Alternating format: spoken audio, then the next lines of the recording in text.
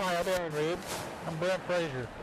And we're fishing today on the San Saba River in Menard County. Gorgeous little river. Yes, it is. One of these days you'll be able to catch some fish out of it. Don't even start that. I just caught one back up the river there. Brent did catch a fish. Okay. And Brent's actually a river guide, and this is his river. He runs it all the time, and when he really gets anxious to catch some fish, he calls me. I drive out from Austin, and we hit the river together. Don't be humble or anything there. Well, you know how it is. It's a beautiful day, though.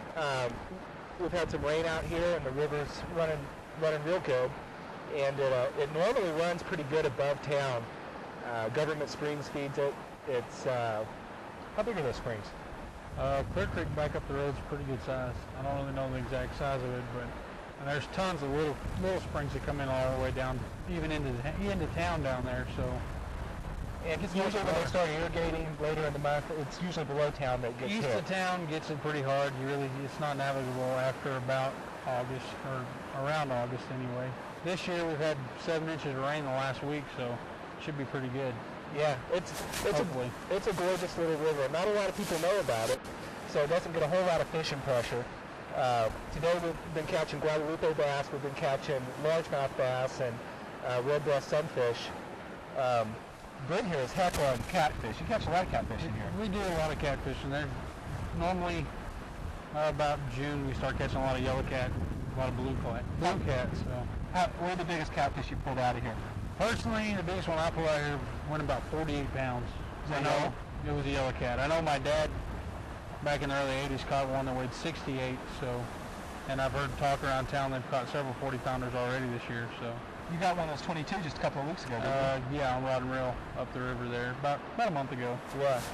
One of the things I like about this river is that it's one of the last places in Texas you can still catch pure strain Guadalupes. You can do a lot of that on the right day. Unfortunately, it doesn't happen every time you go out, but on the right day you can catch at least 10 apiece on a good day. And big Guadalupe bass. Big Guadalupe bass. We actually caught one last summer, went 14 inches, so.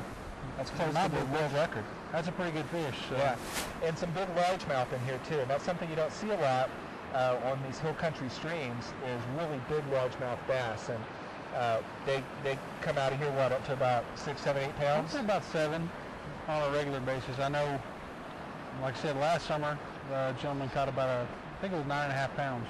Wow. And I know we've routinely caught 4 and 5 pounders out of here. Yeah, typically 5 pounds is a good day. There's several people who do nothing but fish for big fish. Like myself, I use the 6-inch zoom lizards or the worms. And is that your excuse for not catching fish today? And after all the little perch and small bass. So it is true that if you want a big fish, use a big bait. And what we've seen over a lot of trips on this river is that the 6-inch zoom lizard that Brent's throwing today is an extremely effective bait, and hopefully a little bit farther down the river we'll see against some of those banks. Yeah, we should start seeing it. They're not really hitting it too bad in the lily pads today, but once we get down there to some of those dirt banks, we ought to start seeing some fish. Yeah, I like using the little 2 and 3 inch soft plastics and throwing hopper poppers. It's a ton of fun, and sometimes a big bass will hit them, but more often I catch a lot of small bass, a lot of Guadalupes and small largemouth, and it's a lot of fun. It's a numbers game on this river for me. One of the things I really love about this river is that you get a true sense of being in the wilderness, even though we're never really much farther than a couple of miles from a major road. You could hike out if you needed to. But along the river, it's almost all big ranches, and not a lot of people have their homes down right by the water. Something else that I really enjoy about this stream is the history. The Spanish established a mission in Menard back in 1758, and by the 1780s they'd been so decimated by the Comanche Indians that they just folded up shop and went home. And as a matter of fact, there was a notable battle right here in Menard County on the banks of this river, and the Comanches brought a couple thousand of their warriors down, and the only folks who survived were those who were outside the mission on a foraging party.